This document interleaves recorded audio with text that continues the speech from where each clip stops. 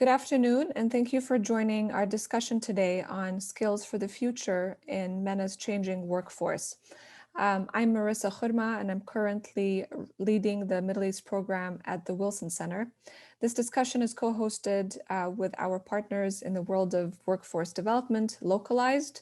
And for those of you who don't know much about Localized, it's an online platform that connects employers and experts with job seekers and the talent of tomorrow. It is an essential player in the workforce development ecosystem, particularly in the MENA region.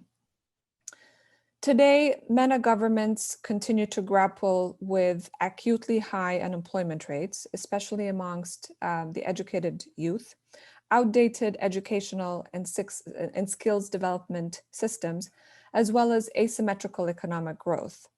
And these are some of the key dimensions of the workforce challenge.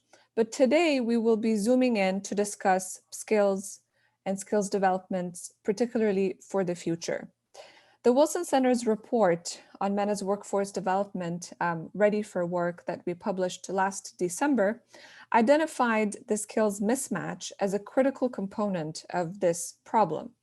And today, as the MENA region grapples with a worrisome economic downturn due to the coronavirus pandemic, this conversation on skills is ever more pertinent. So how can the region capitalize on digitization and the skills transformation in order to bounce back from the pandemic? And as governments have become increasingly constrained, particularly due to the pandemic, how can the private sector play a role in reskilling and upskilling the workforce? So we're very much looking forward to hearing all of you, the experts, to help us navigate some of these questions. I'm delighted to introduce our panelists today and moderator. Starting with our moderator, Ronit Avni, who's the founder and CEO of Localized. She's a tech and media entrepreneur and a Peabody Award-winning producer. Arif Boualwan is Senior Manager of Digital Transformation and Strategy at Consolidated Contractors Company, CCC, which is the top construction company in the Middle East. Arif is also a strategy officer at the World Economic Forum. And joining us from Europe is Manuel Lagendorf, a researcher and writer on the MENA region, former editor of the World Weekly, and until recently a visiting fellow at the European Council on Foreign Relations. So welcome, and thank you so much for your time today. Ronit, I will hand this over to you to kick off this discussion. Thank you. Thank you so much, Marissa. Can you all hear me all right? Perfect. Okay, so thanks to you, thanks to the Wilson Center for hosting this very important discussion. The question of how the MENA region not only survives the economic challenges of the moment with COVID-19 and the highest youth unemployment rate in the world, but also turns this era of exponential change into an opportunity is top of mind for policymakers, for educators, and university administrators across the MENA region. So it's really wonderful to be able to be in conversation with our two esteemed panelists. So Arif, I'd like to start with you. You work for the leading construction company in the region, and it would be great to hear, why do you see this as a critical issue right now? And how can the private sector play a role in reskilling and upskilling the workforce? Thank you, Ronit. Thank you, Marissa, for the introduction. Ronit, as Marissa said, the challenges are obvious, especially in the Middle East. The talent gap that we have between what's required to run your business and what education level or skills acquired by either labor, skilled, white collar, blue collar staff is a big challenge for everybody. There are many reasons why this is essential. First, from a top company in the Middle East, this comes with a responsibility. When you're a leader in the region, you have to act like a leader.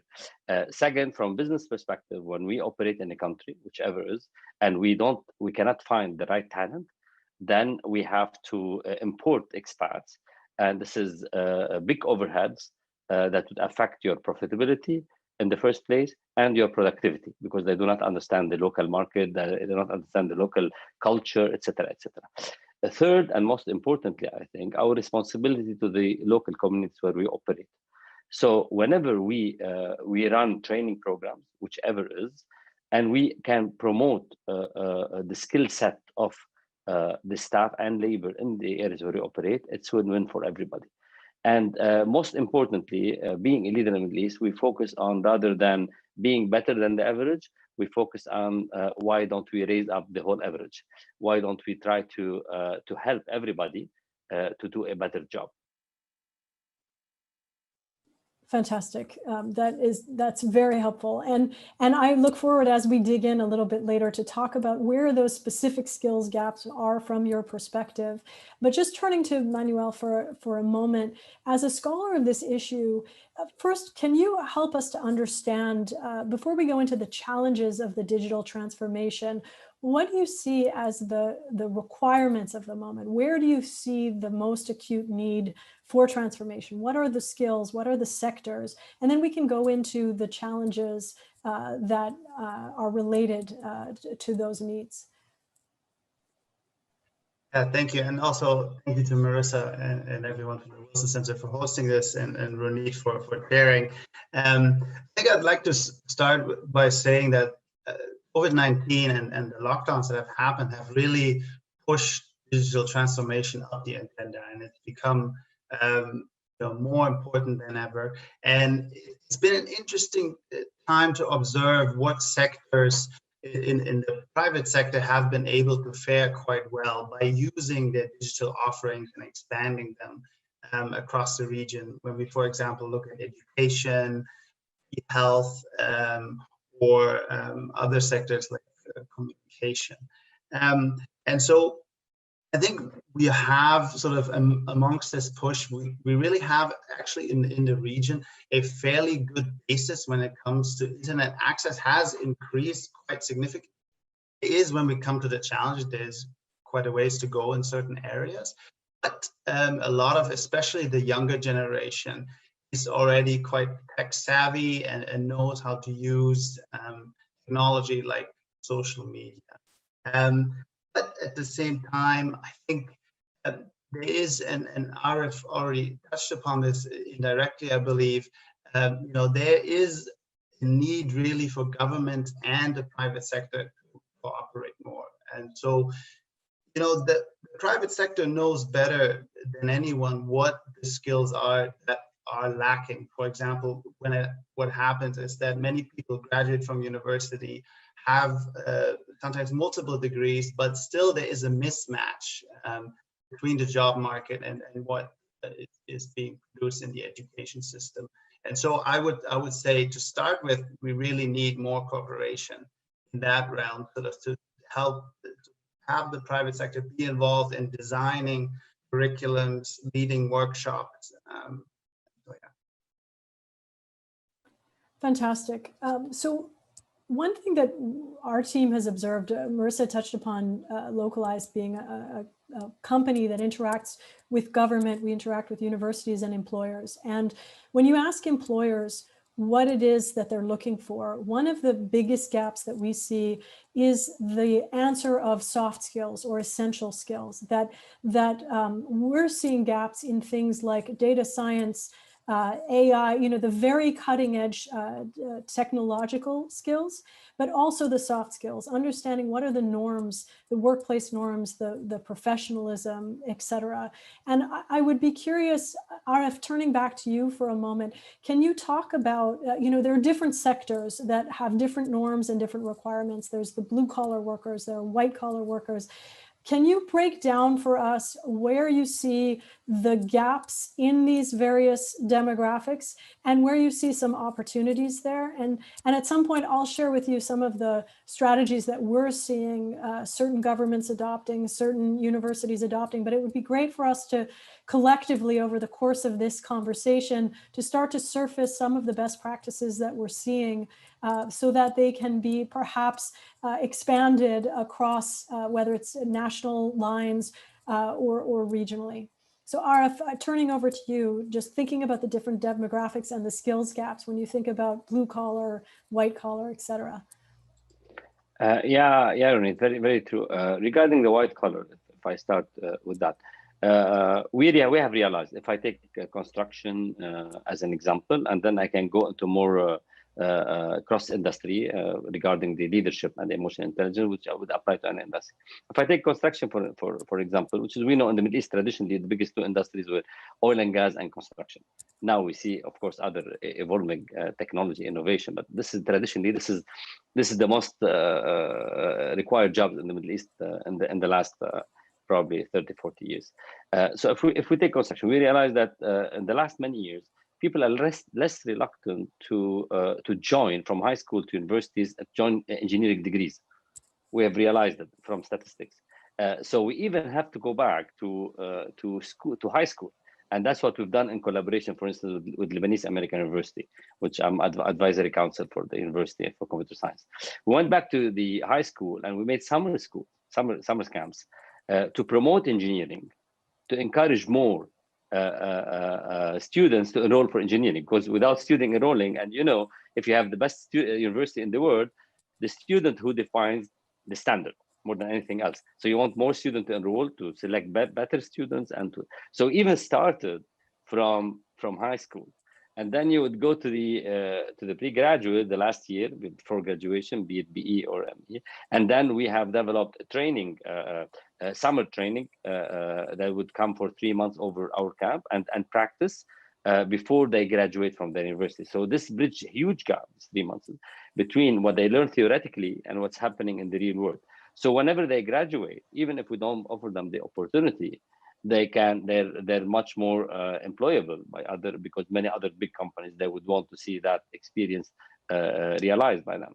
And then if we go even further, when we employ the staff, we have to take them, and that's what we do something we call, let's say, graduate under development program. It's 2 to 3 years orientation program.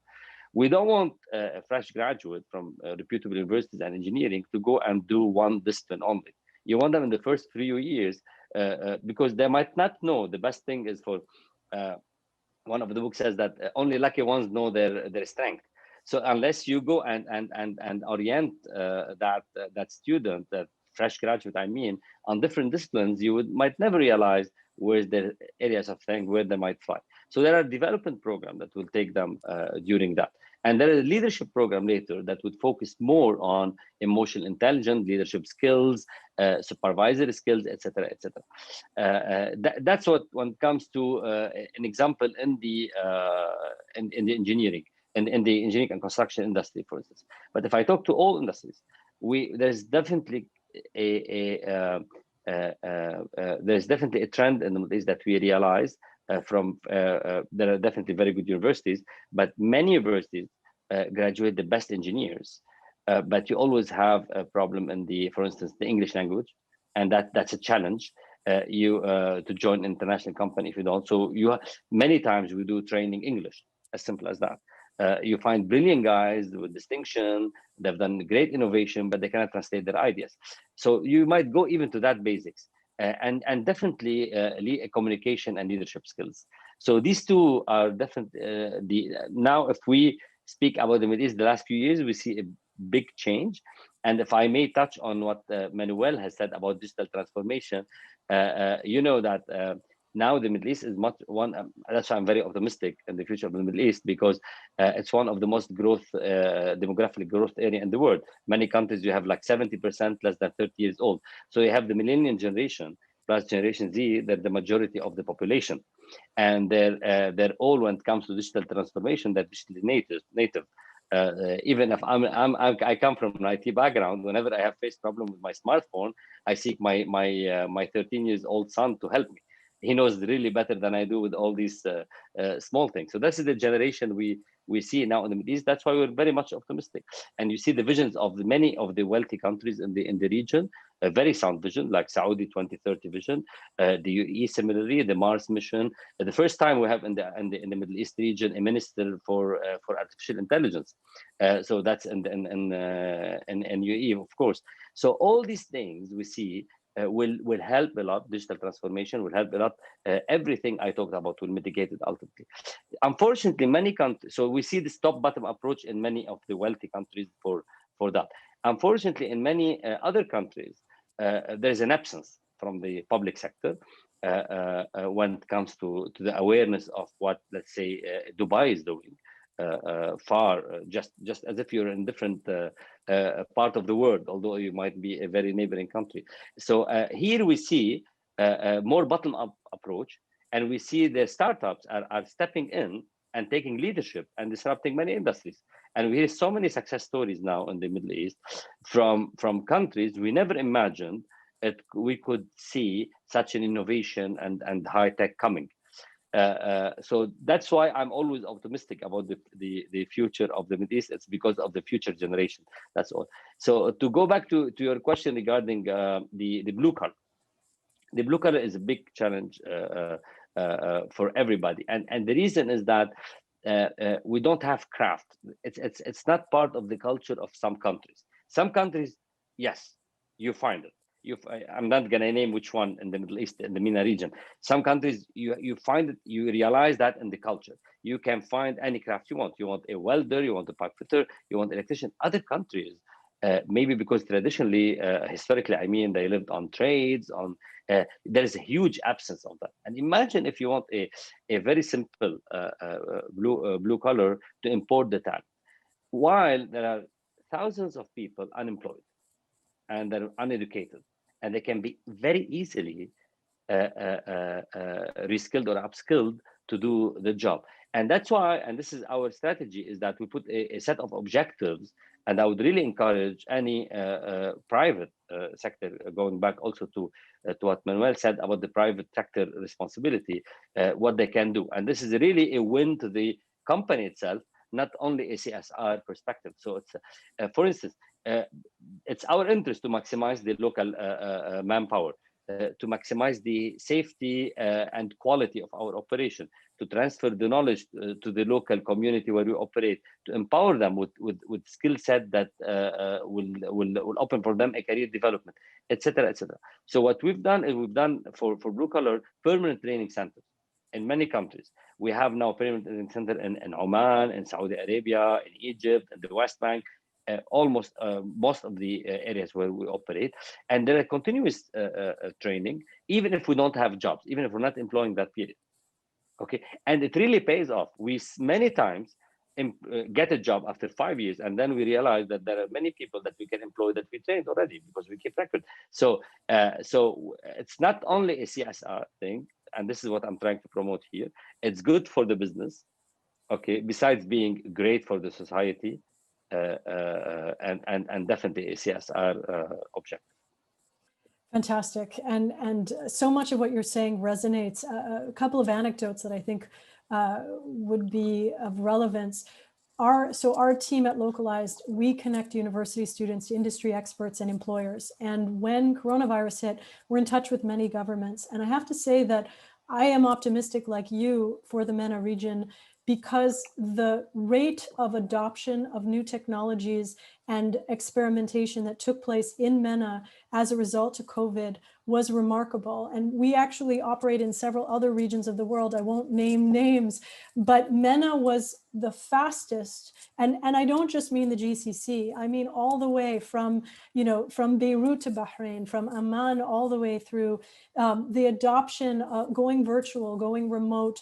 We had one conversation with a government official who was giddy because he said he had never seen so much openness to creativity and change in his career working in government, that coronavirus unleashed an opportunity and an openness to try new things, to do new things, to do things differently.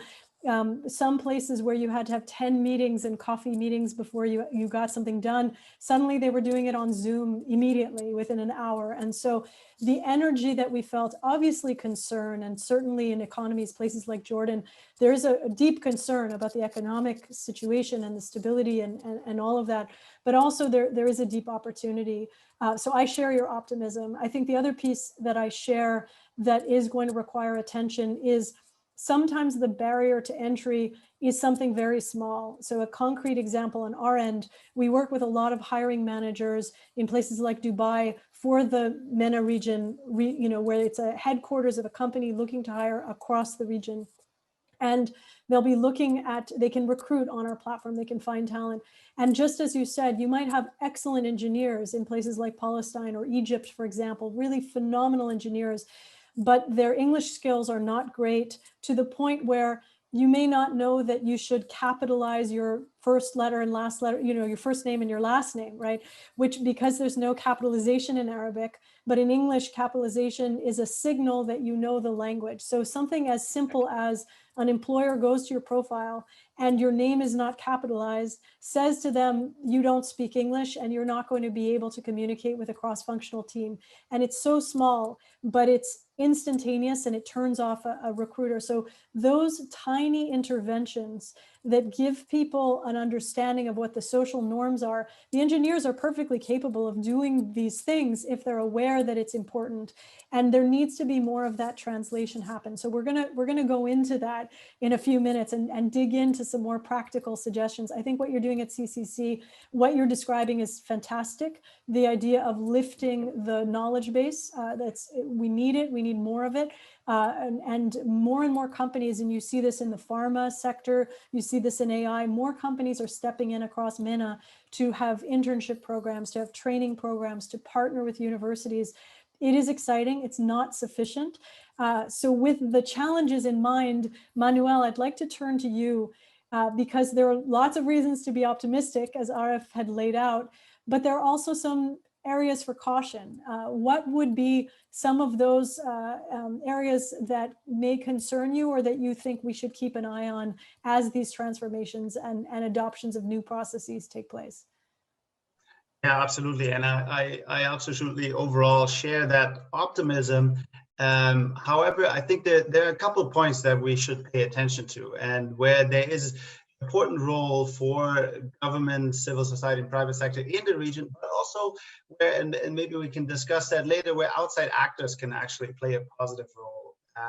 And so the starting point is, and since we're talking about skills, I do think it is still, of course, and that's across the region, in public education system, too much focus in the education system on memorization and test results. So thinking about critical thinking, problem solving, and I very much like what both of you said earlier, and I would say the earlier we can start integrating these type of ideas to sort of say, yes, you will need these hard skills as an engineer, as an IT software developer, but really what it should teach you as well is to think critically, to maybe think how would you act in a team to sort of approach a topic. And I think it needs to be more of that, and also not just for a certain segment of society that can afford this maybe higher end education, so to speak, but is just relying on public education. And again, I think this sort of working together, so civil society, the government, and the private sector can really make a difference here. Another issue that I'm concerned about is inclusion. So broadly speaking, when we think about digital transformation, there are a couple of divides that have already unfortunately happened in the region and in other parts of the world. So one is on the issue of gender.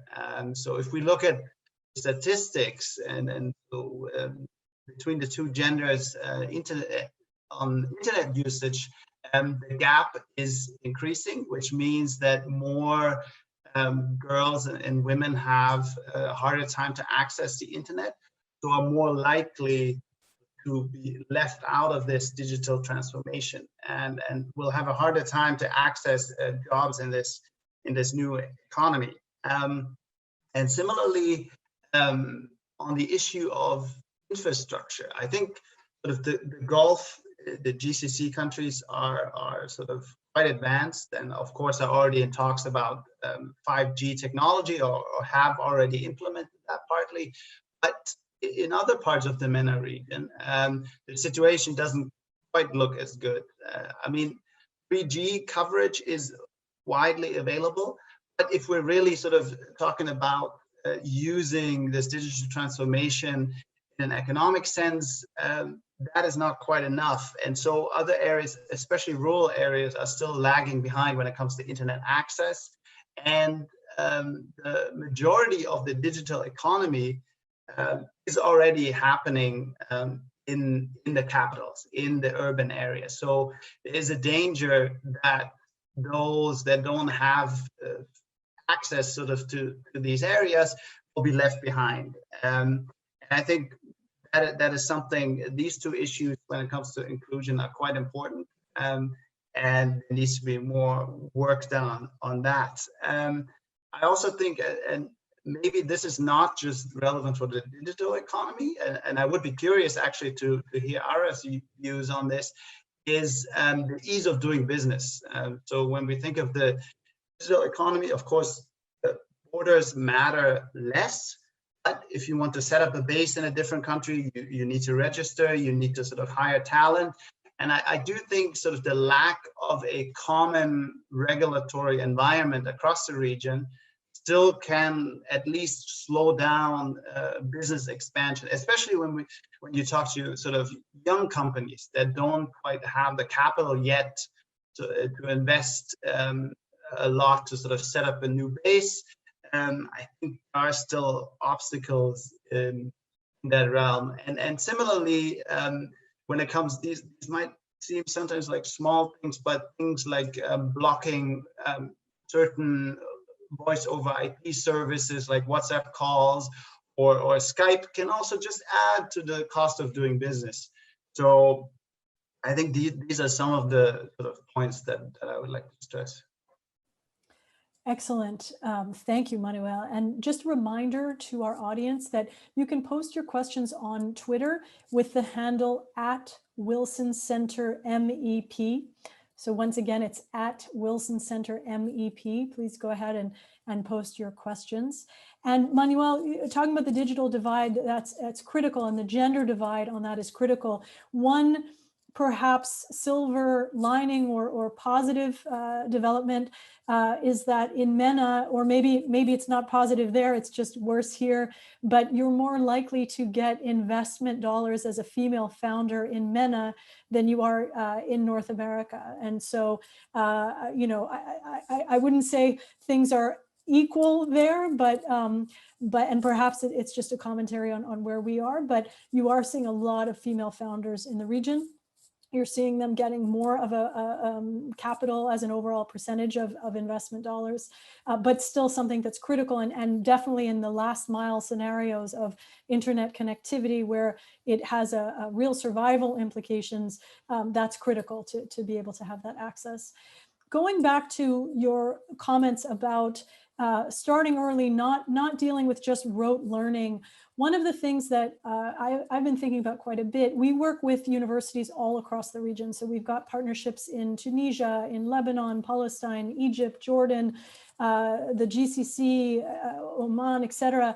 And so we're seeing the universities, public and private. And overall, I think that there's a real desire for the universities to be innovative, to be connected to the world, to be plugged in.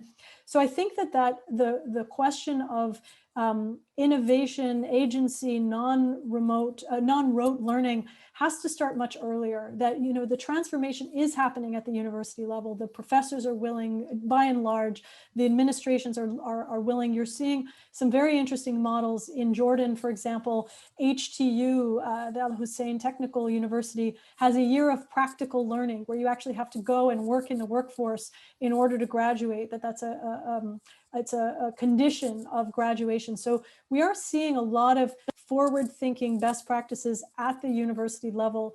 The problem starts earlier, and you know, and Arif, turning back to you for a moment, there are schools and schools of thought around the world where even at age 4, age 5, age 7, students are doing user-centered design. They're given problems that they have to solve. You know, I can just give you an example that I know of where a pre-kindergarten class was tasked, not in MENA, to develop and design a podium. And they actually had to go and speak to the principal and the students, and they had to talk to different stakeholders and come up with a design for what a podium should look like. And because they were 4 and they sit in strollers all day long, their podium came with an arm, like a stroller arm that held water, the way that strollers hold water bottles, right? Which was a very interesting innovation for 4-year-olds. Now, the reason I'm going off on that is to say that there are ways to give children agency, to foster their creativity, and to give them a sense that they have control over their surroundings, that they can contribute and be productive. And the reason that that's important, which I know you know, is that as artificial intelligence, as technology supplants human jobs, those jobs that are going to remain standing are the ones that require problem solving, collaboration, creativity, right? So even if we learn the coding skills, at some point that's going to be taken over by algorithms. But the ability to influence your environment and to have that agency is critical. I'm curious, Arif, if you're seeing that at a younger level, how can we foster that? Are there some best practices that you're aware of? And what questions should we be asking when it comes to the education system before the university level, and even perhaps before? You mentioned the high school program, which is fantastic, but should we be starting earlier? We should definitely be starting earlier, Ronit. I totally agree. And I will come back to Manuel to answer him as he asked me a question regarding digital transformation. Answering your question, Ronit, definitely we can, even if we talking about coding, because you're talking about coding. There are many websites now like Scratch, like code.org, like that will teach kids how to program without coding, which proves your point. And one of the things I said in one of the keynotes I spoke at LEU in Beirut is saying the arts of computer science that I see personally. I'm a computer science graduate. I see programming as an art rather than a science. And if you think about it, this is where the creativity comes, what you're touching on. And this starts from very early on. But here, maybe we have to go even before school. You said, let's go to early time school. Let's go home. Okay, let's go home. Let's understand the culture. And are we talking about the culture that it's okay to do mistake? Do we encourage mistake, or we want to raise kids who are never do mistakes? So if we don't want to do mistakes, if we want to be the perfect kid, we'll never be creative. As Elon Musk said once, that if you're not failing, you're not doing anything new. So if we can promote that culture from home, before school, to the school, because the teacher in the Middle East are parents as well. So if they do not practice that to their kids, which they would love most in the world, they would never love the students more than their kids. If they can do that to their kids, they will not do it to the students. Now we're definitely privileged in the Middle East with some very good schools, but that's to who can afford that schools. What's the percentage of society that can afford the good school that promotes that culture that you're talking about, Ron? So I think here you want to go back, and I think you want to have a very in-depth study and raising awareness through webinars, through influencers. That I think we see that's happening, but definitely want to see it much more, and we need it much more. Now, going back, you said something about even supporting innovation at the university level. I think one of the best things that happened in the Middle East is the trend of startups in some countries. Why? Before that trend happened, and we had the incubator, accelerators, venture capital, etc., etc. Before that ecosystem was established in some countries in the MENA region, the only thing that you could promote good idea university is basically to have fund from the industry. And this is what made MIT, and Harvard, all the research and development are funded by the industry, by different industries around. Which industry are we talking about in the Middle East that would fund these universities? How many industries? Are we inventing rockets or manufacturing cars? So what kind of industries we can? We can probably sponsor, and we do in construction and engineering and in oil and gas. I'm talking traditionally. Now, when it comes to startup, that's the amazing thing that happened. If you have an idea, all the new generation understand that the more, even when before they graduate, and now I'm gonna connect to Manuel's question here, that the MENA region is many MENA regions. There are 3 MENA regions, if I may say. Manuel said there is no penetration of internet. We need more. Penetration of internet in some countries and smartphones is more than 100%. All over the MENA region is 65%. But this is not evenly distributed, and Manuel is right.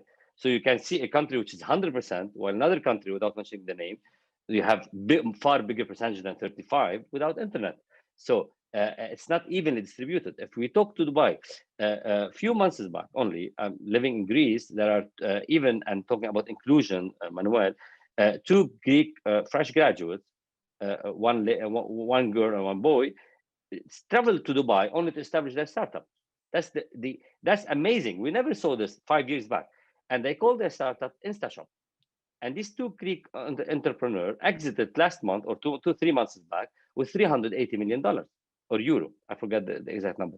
For this is something amazing that someone would fly from Europe to the MENA region to establish a startup and exit back with hundreds of millions of dollars. But is the region Dubai?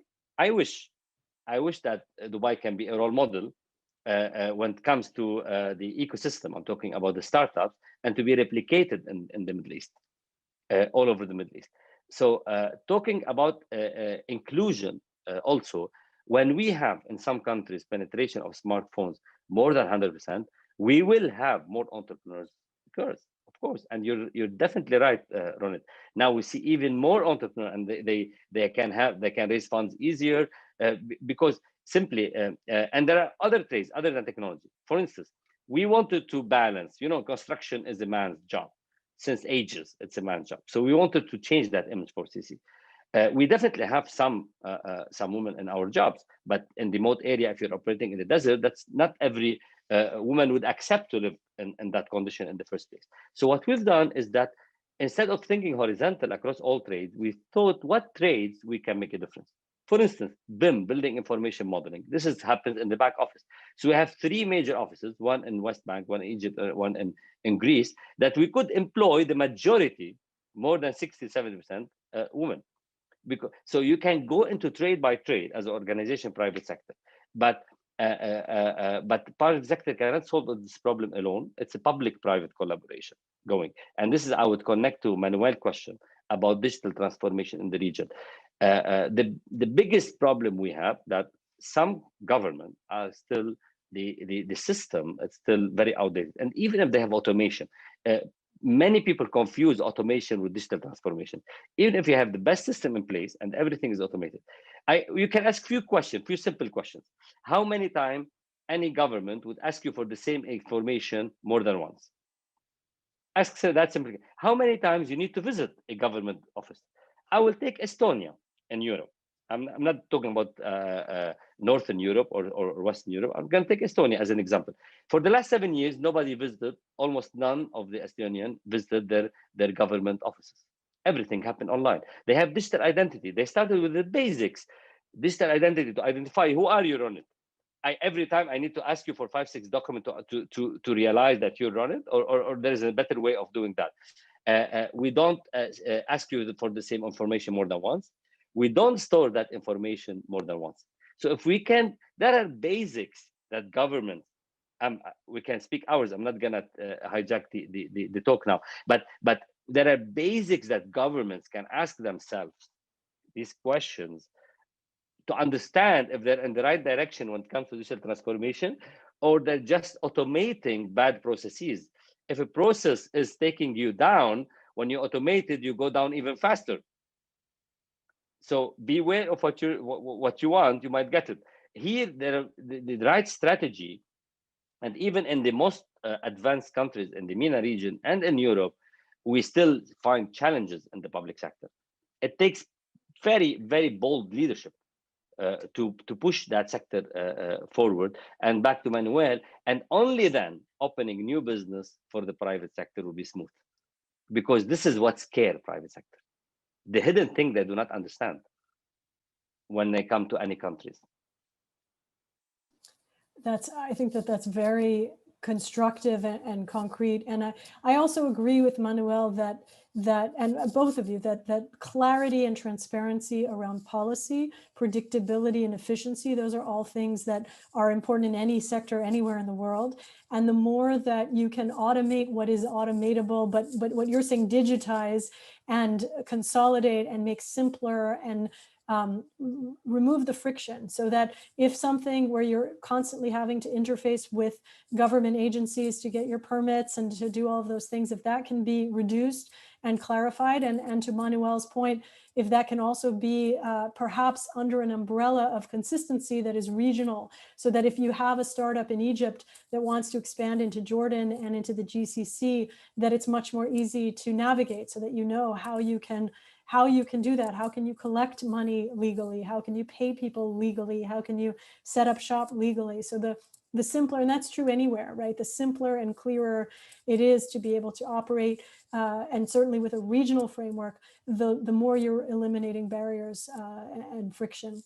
We have some questions that are coming in right now, so I would love to begin to address them. So the first question comes from Deirdre Conley, who's asking, how can a country like Tunisia use digital platforms to create jobs locally? And which sectors make sense in a location without complete security on the ground and with tourism no longer the answer? So I would love either Manuel or Arif, if you have a preference specifically on Tunisia.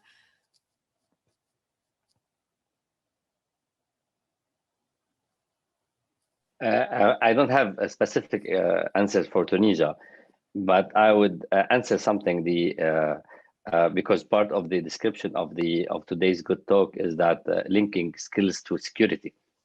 It's like chicken or egg, whichever comes first. You can't have proper security without proper skills, but you cannot also promote skills without security. There are basics in life. I lived in I was raised in Lebanon, and I was 3 years old when the civil war broke out, and I was 18 when it finished.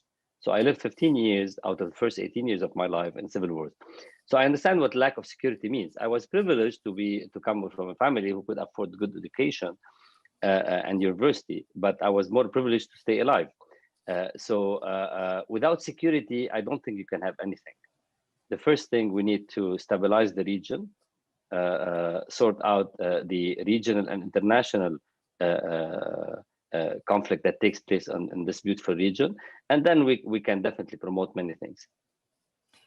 So I think that that's an important perspective. I would add, so we work a lot with both Tunisian universities, a government agency around higher education, and Tunisians abroad. And there's incredible talent. I don't need to say this, or it goes without saying that there's incredible Tunisian talent, both in Tunisia and globally. Tunisia, I think, has a lot of potential, even now, with regard to tech teams and technological teams, because the time difference is very minimal, right? There's a 5-hour difference from Eastern Standard Time, 5, sometimes 6, depending upon daylight savings, to the region. You have multilingual teams that often speak Arabic, French, English, sometimes an additional language. And a hunger. So for example, there's an initiative called Think It in Tunis that has been working with incredibly high caliber engineering teams to work with teams globally that are looking for tech talent. And they have world-class individuals who are able to engage with companies, and because they're multilingual and the time difference, unlike, let's say, working in a place like India, where the time zone difference from the United States can be 10.5 hours from Eastern Standard Time, or 9.5 hours, depending upon when daylight savings takes place. That's a much harder time zone to operate against if you're trying to collaborate. Whereas with Tunis, it's much more accessible. So I think there's a big opportunity for Tunisia. There are, of course, a lot of challenges, but we're seeing both hunger on the part of the students and a desire on the part of Tunisian expats to be able to contribute, and to, you have groups like ATUJ and TYPE, the Tunisian American Young Professional Associations, and others looking to try to connect. So from my perspective, the more that those pieces can be brought together, the better.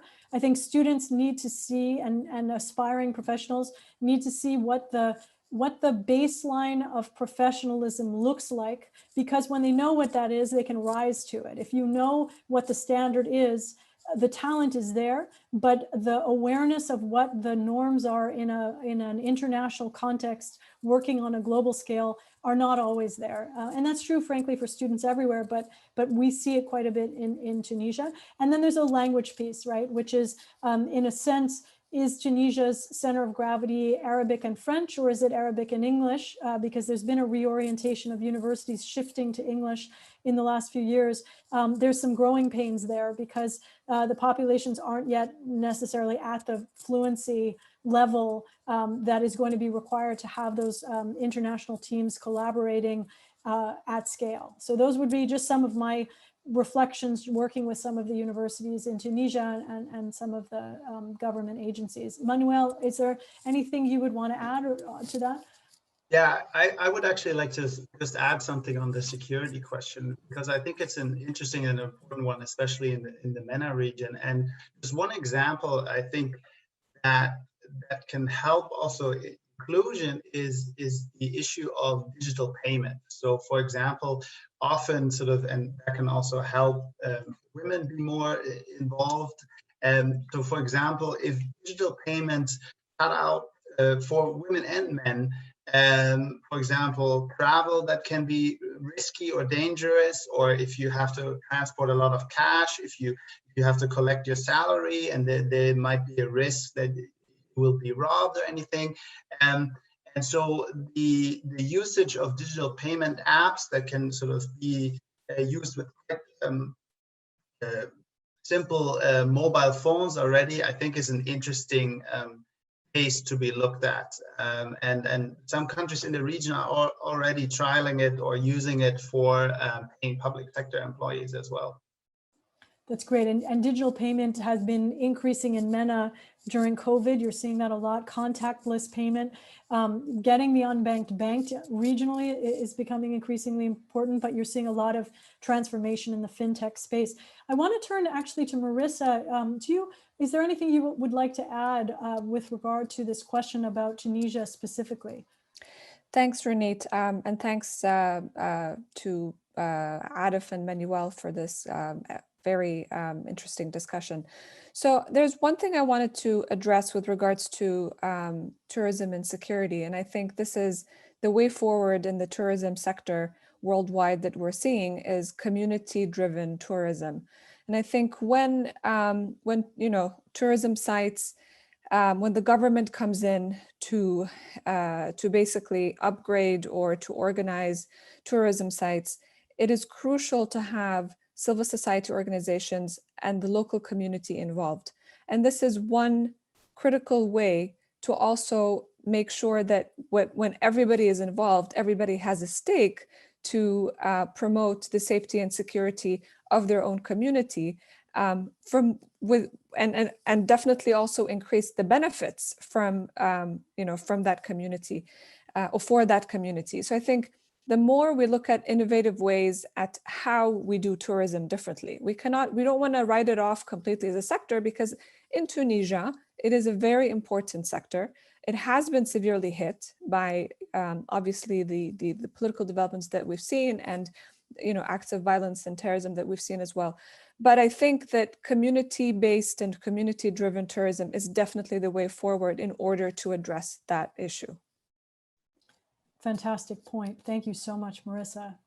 And clearly, when we're talking about challenges in the region, these are major challenges. So any of the solutions that we're proposing are a piece of something that is going to take years and decades. And so I want to be humble to the challenge of it. But all of these pieces, if we layer them one on top of another, over time can have a meaningful impact and can also spark other creativity and thinking to help address them. So we have many additional questions, so I'm going to move on. Here we go. There's a major concern with the level of IP generation and commercialization of innovation from MENA universities and research and development facilities, so intellectual property, research and development. How do the panelists see this solved and accelerated? This will generate quality jobs and reduce brain drain and economic growth. So this is from Rami Boujoude. So thank you, Rami. Great question. We started to touch on that a little bit, but it would be great. Arif, why don't we start with you? When it comes to R&D, we did talk about this a little bit, but just going deeper, this idea of new breakthroughs, new IP, how can we further accelerate that process in the region? Definitely, it takes a public-private collaboration to do that. We cannot rely only on the private sector.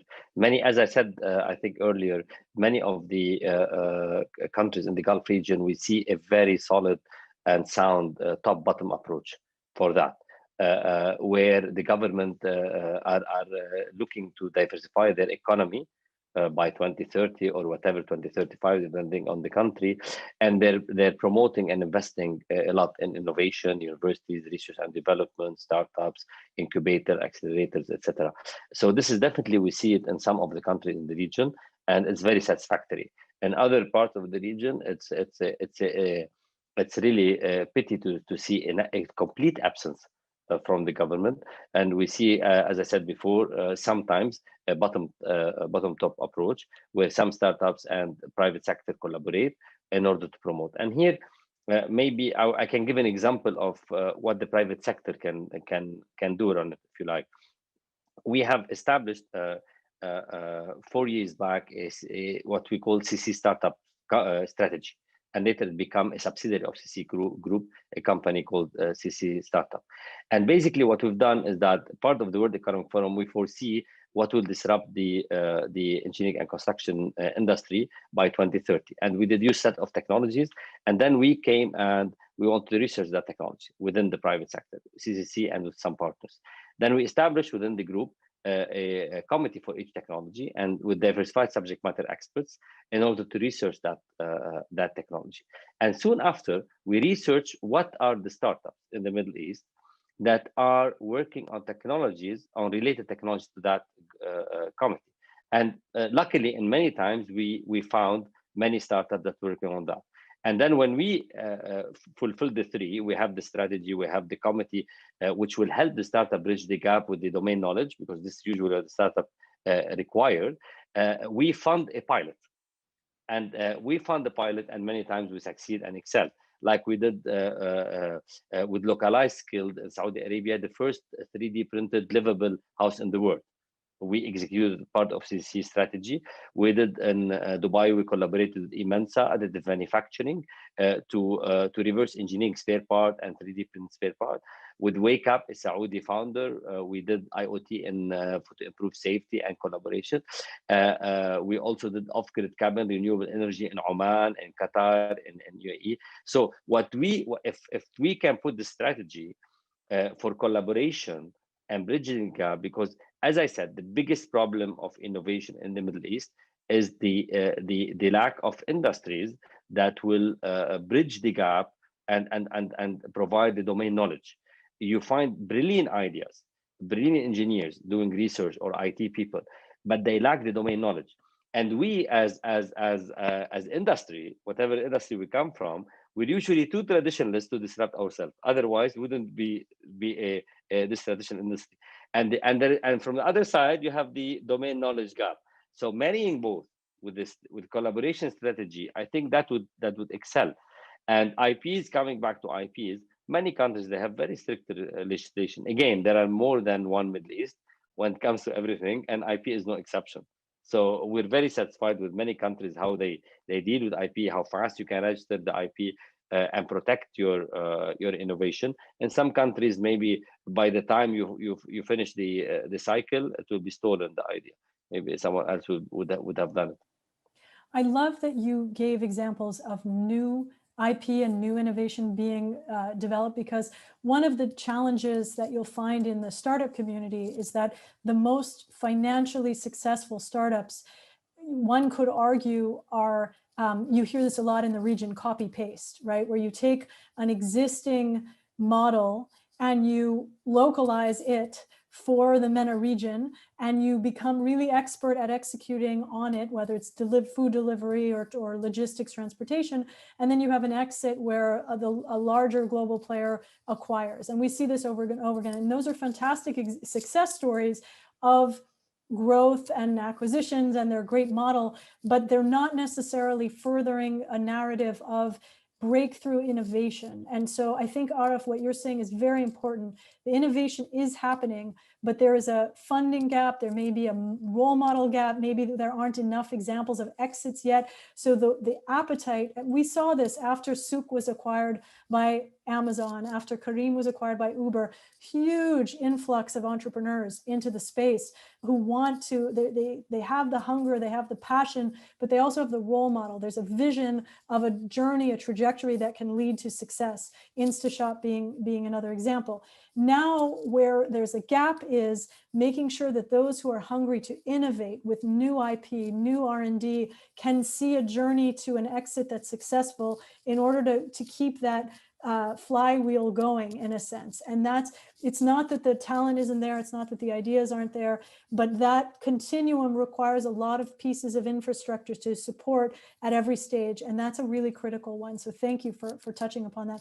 Manuel, is there anything you would like to add to that?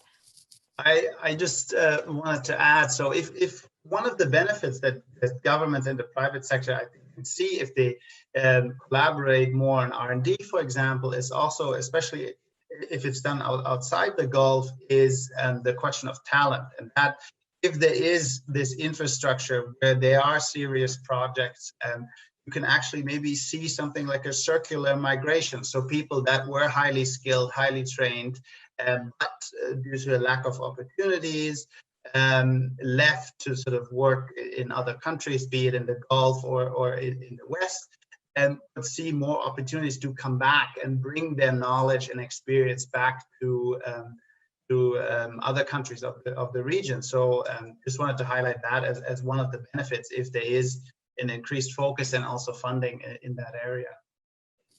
Absolutely. Okay. May I add something, Ronit, yes, on this? Yes. Yeah, definitely. What you said is very important about the innovation compared to copy paste. Even in copy paste, it's worth mentioning that you can be innovative in the way you do copy paste. Copying, pasting, and localizing, like Souk did, like Anghami did for the region, understanding the taste of the region and the pay model. People don't like to pay by credit card. They've done a different pay, etc., etc. So even localizing a copy paste idea, you can be creative, and sky is the limit, and even in that. So we can promote even creativity in that sense. Absolutely. It should not be one or the other, but I think we have more of a model of the doing things that have succeeded in other markets. I think more role models in the R&D space that are coming is essential. But absolutely, I mean, it still takes a phenomenal amount of creativity, execution, talent, brilliance. Most companies fail, or most startups fail. So to have a successful company, period, globally, but then to have it on a regional level. Also, I think about Fawry, the payments platform that, it's a $1 billion company. Mohamed Okasha, one of the co-founders from Egypt, they IPO'd on the Egyptian Stock Exchange. Which is not something you hear every day, but it's an incredible success story of a fintech, an innovative regional fintech company that has done incredibly well by any measure. So there are many of these examples. We want to keep highlighting them so that people get inspired and energized. I see another question that so one question, how would parents and schools guide graduating students as they embark on their college journey, other than pushing towards medical science and engineering? Are there tools available to them? And this is from Leila Batarse from the FDA. So great question, Leila. Manuel, I'm going to start with you, work backwards to Arif, and then have a couple of things I'd like to add. Yeah, I think sort of there definitely sort of is a lot of merit in sort of going beyond these traditionally sort of aspiring jobs. And I think sort of as the economies in the region are also shifting, and we also see that beyond being a doctor or public sector employment, there are more opportunities where you need to be highly skilled and you can sort of be valued and sort of even be part of an international or cross-regional business. But I would say it's definitely from my perspective, I would say it is not an easy process where we can just flick a switch and say, okay, now we sort of point to these incentives and now we're done with that. So I think it will take time, but my hope would be that as we also progressing with the digital transformation, that these alternatives are becoming more attractive and also acceptable in a way. Great, thank you. Arif, anything you'd like to add to that? Yeah, sure. You said that how can we promote or convince parents not to push their kids to be only engineers and medicine? That's the question somehow. If parents do that, they're still living in the industrial age. The industrial age, this is why we cared about math, science, medicine, physics, and engineering a lot. We're living in the fourth industrial revolution now. Okay, and as you said, Ronit, earlier in the talk, that now there are new sets of skills that's required, and many of the things that we do will be automated, of course, except the sports and arts. We want to always see sports and arts by human, not by robots. So definitely, this is raising awareness to parents that what are the set of skills to prepare your kids for the future, rather than preparing your kids as if we are raising them in the end of the 18th century. And this is where medicine and engineering were the top required talents at the time. That's a great point. I have a story that I love from a Jordanian head of product marketing for Google in Dubai. And he says that the only reason that he is at Google today is because when he was a senior, a Microsoft employee came and spoke to his class for an hour, but that employee was also a Jordanian like him. And he needed to see it to be it. There's this idea that if you have examples, so right now for the older generation, medicine and engineering are the examples of esteemed professions, right? If you become an engineer, you become a doctor, they're highly respected, the work that goes into them. For this generation, I think those role models, in our company, we internally refer to them as proximate role models, people that you look at and you think, okay, if Najib can do it, maybe I can do it too, right? If Mace can do it, maybe that's possible for me too. And so actually, and so maybe this is a crude pitch, but Layla, because you asked, on Localized, what we do every day is we highlight people like Najib, people like Fadi Gandour, people like Mohamed Okasha and others who come onto the platform and talk about their career journeys. They talk about the skills that you need. They talk about the opportunities and also the next generation. So we've got, product managers and we've got AI and CEOs of podcasting companies in MENA. And so we're doing it every day in sports tech, fintech, et cetera, out of that conviction that if you know it's possible, you'll reach for it. But if you don't know it's there, you're never going to even consider it. And so having those examples is critical. And so we actually work with universities all across the region and youth organizations, groups like Injaz Al-Arab and others, to provide them with access to those mentors and role models to answer those questions. So that is out there. It's actually free for students to join.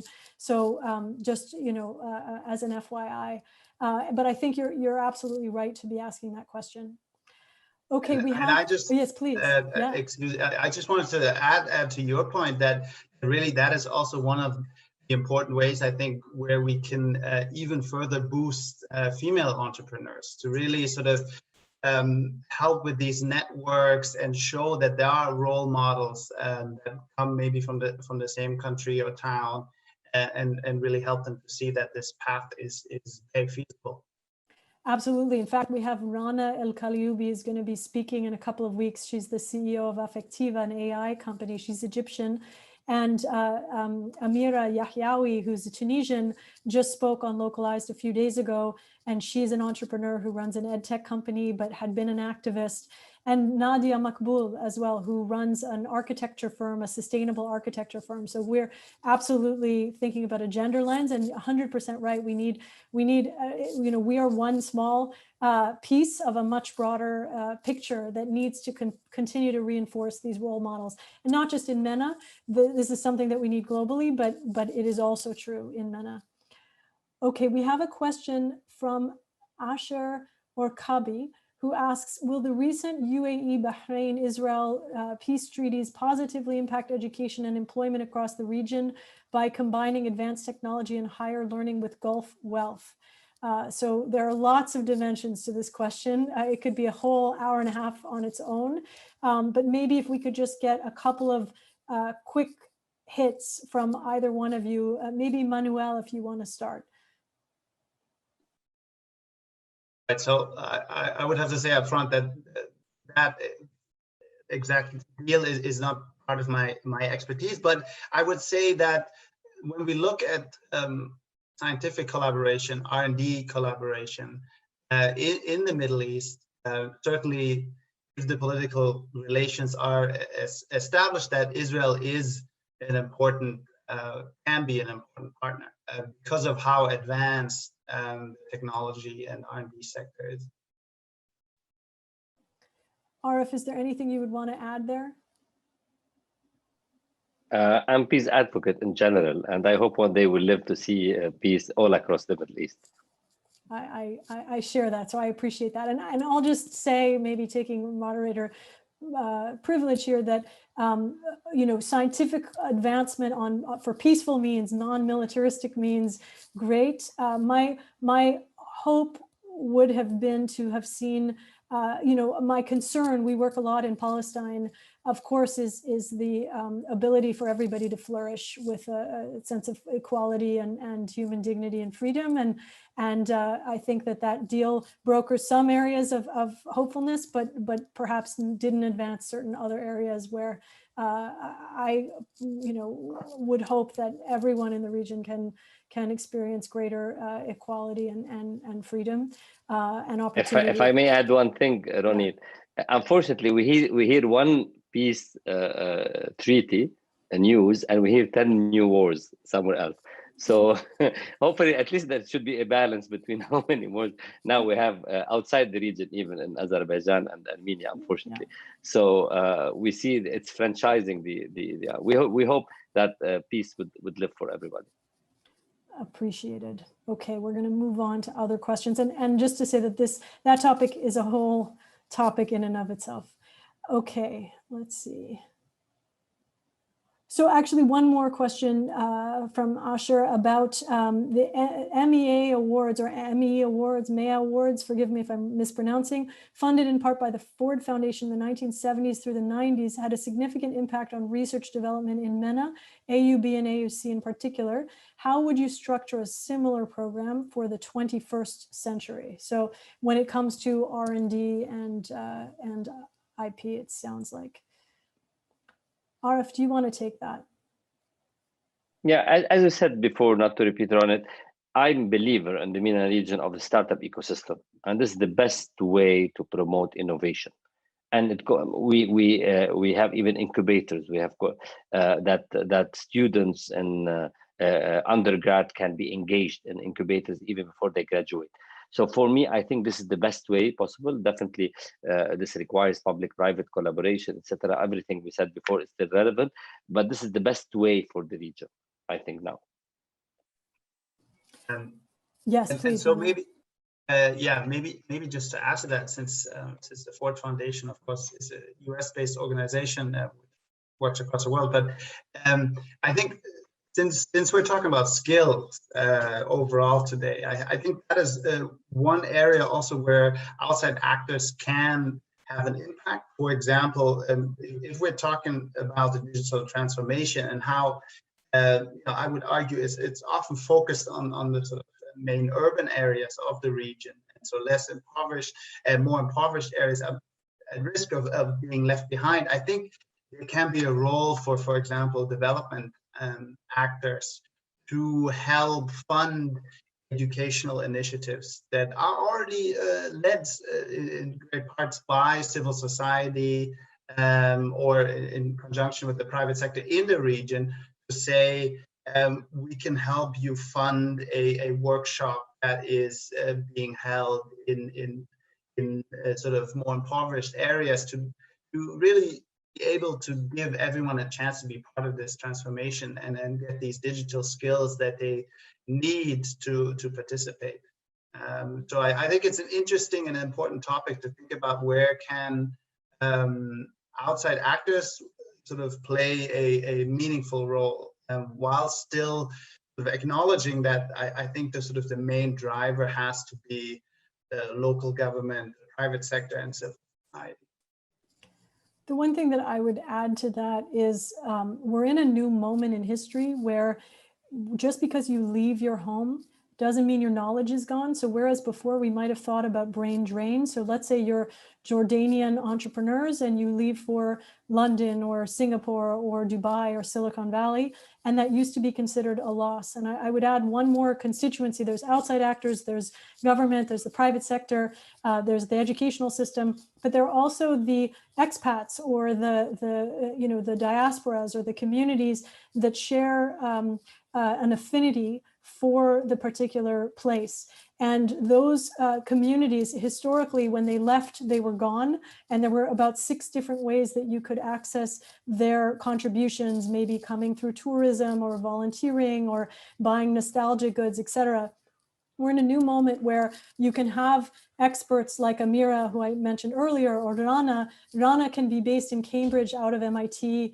Her company is in Cambridge in Massachusetts, but she can be sharing her expertise and mentoring AUC students, not just episodically, but chronically. So you have now with technology, the ability to harness the brightest and most accomplished minds of a particular community in service of the broader goals of the country or of the region in ways that weren't available even 5 years ago. And so I think that that's a sea change in terms of how we can tap into, they're quasi third-party actors because they have a stake, an affinity, usually family still in the region, and can play a really potentially constructive role if it's also a humble role, if you're keeping your ear to the ground of what's actually happening, but also sharing a vantage point. So for example, if you're working out of a place like Silicon Valley, I'll give you a concrete example. Munther Ben Hamida is somebody in charge of supply chains for Apple, and he's out of California. He's Tunisian, and he's able to see a level of scale when it comes to logistics and supply chains that's not possible from Tunisia just by virtue of the size of the country relative to what he is dealing with. But he's able to share his expertise to Tunisian students. And so having that exchange is a fundamentally new phenomenon to be able to do it on a daily basis. So that I would say that for governments, thinking about how to tap into that brain circulation more is critical. Marissa, I want to bring you in because I think you have some questions that you'd like to address to the panel. So please go ahead. Thank you. Thanks, Ronit. I do have a question, and like one of the, I think, very disappointing findings of our research over the last 2 years on workforce development was something we heard from many representatives from the private sector. And mind you, our case studies were Jordan, Tunisia, and Oman, so it doesn't represent everyone. But I think it's very telling, which is about the role of the private sector as active agents of change in the development, in the workforce development ecosystem, not just participants or observers. And, Arif, you laid out what CCC is doing. You're definitely leading. You're also a very big company. And the vast majority of companies in the region are small and medium businesses. So they don't see the value in investing in skilling and upskilling. And in fact, some of the medium to big businesses that we talked to as well said, well, it's really not our job to be doing this. We can employ and maybe later train, but at the outset, this should be basically a responsibility held by the government. And the governments are just struggling on so many fronts they're bloated, they're constrained financially, they're unable to provide or basically provide that training through public universities or public schools. So how do you incentivize the private sector, particularly some of the, maybe not so much the small businesses, but some of the medium to large businesses and enterprises, to actually be following your example, Arif, at CCC? And Manuel, I'm curious if in your research, you've encountered others that have interesting tools or strategies to do the skilling and reskilling in an innovative way without spending too much of their capital on it. Yeah. First, I don't think there are two things I like to talk about that I can definitely sell to small medium business enterprises regarding how they can help, like we're helping. First, if we talk about the social responsibility, I don't think there's a small, medium, or large when it comes to social responsibility. You're either social responsible or you're not. Okay. The fact that you're bigger means that you can do bigger impact. It can be bigger impact in negative or positive. Okay, so if you're bigger and you're not doing an impact, that's even worse. So from social responsibility perspective, everybody's responsible. From sustainability of the business even perspective, it's going to affect them. If one day they want to hire and they can't find the right skill, and they will have to import that skill from outside their country, it will be much more expensive than them, and it might not be efficient because that skill do not understand the local market. So it's from both. We're not doing it only for social responsibility. We're doing also because it makes sense for the business. So to be sustainable, if you're working now, you need to be responsible. It's like the environment. If we take, I'm not gonna deviate, but it's similar. I can say I have nothing to do with that, but one day the environmental impact will hit me back. It won't only hit the big guys. It will hit me. Similarly, when it comes to skills. Very helpful. So we have another question here from Alex Farley at the Wilson Center. And Manuel, before I jump into that, is there anything you would want to add in addressing Marissa's question? Not much at this point. I think it is, just to stress, I think it is a big challenge. And what Arif has said is very helpful. I think also, again, maybe that's from my perspective, sort of sitting in Europe. I think also you can think about whether for certain upskilling initiatives there could be partnerships with development actors, and for example, to help bring in also European companies that have an interest in developing talent in the region. So that is, I think, something to think about here. And there's one more thing that smaller companies can gain, which especially in the startup ecosystem, even the small act of taking interns, for example, there is a gap between the desire of students to find internships and the available placements for them to be able to actually engage in internships. Smaller companies, medium-sized companies, it's a great way of building brand awareness and actually building out student ambassadors, especially if you're in a sector that's new or that's innovative. So if you're introducing, let's say you're a gaming company. So for example, Tamatem Games in Jordan, fantastic, fast-growing gaming company in the MENA region, incredible culture. If you have people that are coming not just to work there, but to intern there, they're seeing both why you are a company that is appealing to work at and work for, but also they are your potential consumers. So there are companies, smaller and medium size, that stand to benefit from extending these opportunities to students, and many that do. And I think that the more that we highlight them, the more that we celebrate them, it's that circular benefit. Just as Arif mentioned earlier, if you're training, you can be training up your potential future recruits. And you can do it at an early stage. It might start with one intern that you take and you place, and then that program potentially grows as you grow. So I see here a question from Alex Farley at the Wilson Center.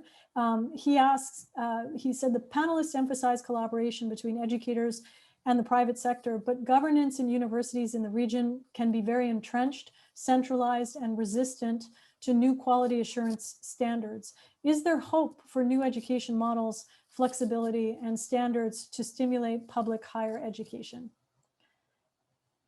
I'll leave this open to whoever wants to jump in. Maybe I'll take a first stab. I think about the entrenchment, which is certainly true of the universities in some countries. I think maybe that is an important point to say, that we should think about education also outside of the university framework, to think about vocational schools, which are sort of, I know Marissa and Alex have also studied a lot, and think about sort of what skills that they can also in the digital realm more and more so, how useful they can be in the job market. Also sort of considering that when we think of IT skills, there's of course a range of skills that are needed, and not everyone needs to be a software developer that is working on artificial intelligence. There's also other levels where you need basic to medium IT skills, which are very important. So that is one way of doing that, and maybe more punctual sort of workshops that can be done together with the private sector. I mean, something that is quite important for the sort of in the digital realm is, I think that your skills that you might have gained several years ago at the university, it can be outdated quite quickly. And so instead of trying to go back to university where maybe the curriculums don't reflect the latest knowledge, there can be more workshops that sort of teach people the latest skills and upskill them in that way. I absolutely agree with that. Arif, anything you would like to add? I would have said exactly what Manuel said. I would just add one thing. Many of the big entrepreneurs that we hear about in the world, they exit even university at the early stage. So it's where you get the set of knowledge. And now if I'm trying to convince my kids to read more books, which I try all the time and they do read, I don't think I can help it that the source of knowledge and they're getting is far more from social media, YouTube, etc., than they get from traditional books that we was the only source, or pretty much the only source when we were their age. Similarly to university, if you copy paste that on universities, I don't think that the university will give the majority of the skill set that like it used to be. Okay, and this is referring. We can relate that to what Elon Musk said. He does not believe in the whole school system, and he created his own school. And I'm not sure if you heard about it, and that have a small set of schools and totally new concepts. So I think we need, at a point of time, a revolution in the rather than evolution in the education system. And again, as I said before, like parent thinking, I think school thinking, all these systems and the education system was set in the industrial age. In the late 18th century, it evolved only, and that's why we still have more relevant, more power to the math and science than arts and sports. In majority of the school by high, that math and science counts far more than anything else, and that's because of the industrial revolution. All these concepts came from there, and they're still there. While we're in the fourth industrial revolution, and the education system barely catched up. So I would I'm not education expert, but I can definitely see the problem. I don't have the solution, but I would say I would like to see one day a revolution in the sector.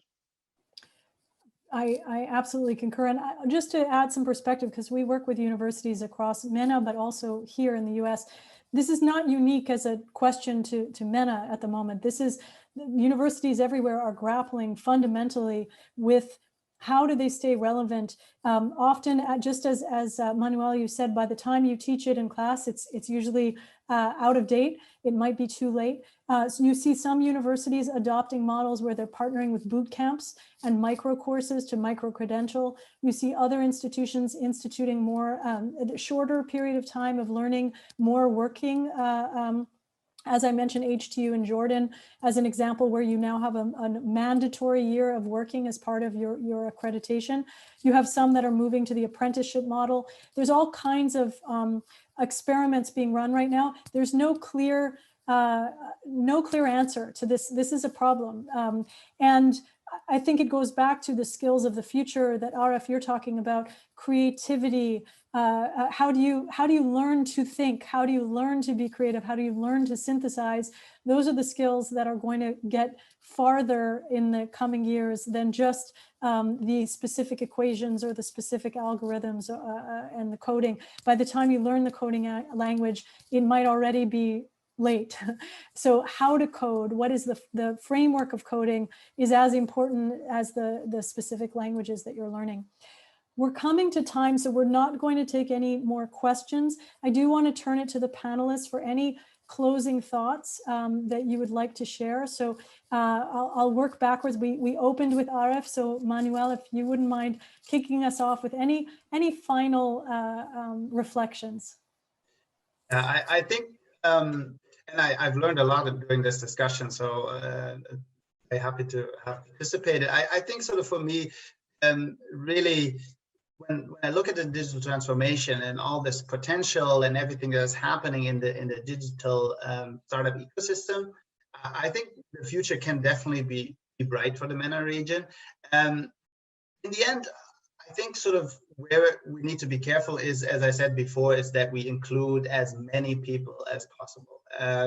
And it is clear that some will be left behind, unfortunately, but that we design policies and also for development actors really try to intervene and see that there are opportunities for as many people as possible when it comes to developing skills and later on to become sort of entrepreneurs.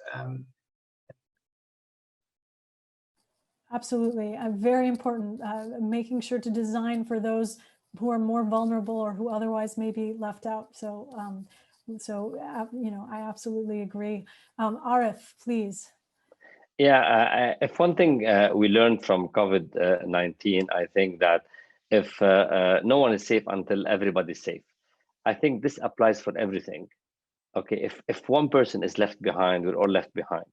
If we can think in that mentality and mindset, I think many of our problems will be solved.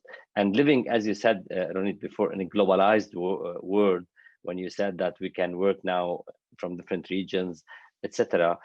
This does not, we don't see it in the unfortunately in the scenes. Many of the organizations that were done after World War II, we saw reverse. We saw be it trade organization, etc., etc. Now in a globalized world, I think we should always remember, and skill is no exception, that unless we're all safe, no one is safe. Unless we're all educated, no one is educated. If we can think that, then we can promote a better world, I think. Amazing. Thank you. With that, I'm going to turn it back to Marissa. It's really been a pleasure speaking with all of you. So thank you so much. And Marissa, back to you. Thank you. Thank you so much, Ronit, for moderating this discussion. It was really very rich and vibrant, and we had excellent questions coming in from our viewers. And thanks to Arif and Manuel for participating today and for sharing your expertise and knowledge. And we hope to continue this discussion, moving things forward, particularly for the MENA region. I also wanted to, the issue of the digital divide came up multiple times in this discussion for a very good reason, because we're primarily also discussing a digital scale and digitization in general. And we are actually hosting a discussion or co-hosting it with the Science and Technology program at the Wilson Center on the global digital divide, past, present, and future, and that's October 30 from 1 p.m. until 2:30. And there will be a speaker from the MENA region to basically zoom in and highlight the digital divide there, and particularly from a gender lens, because that is, as Manuel mentioned, is one of the dimensions of it. But once again, thank you very much for a wonderful discussion, and to many more collaborative activities. And thanks to our viewers for joining us this afternoon. Thank you. Thank you. Great, thank you.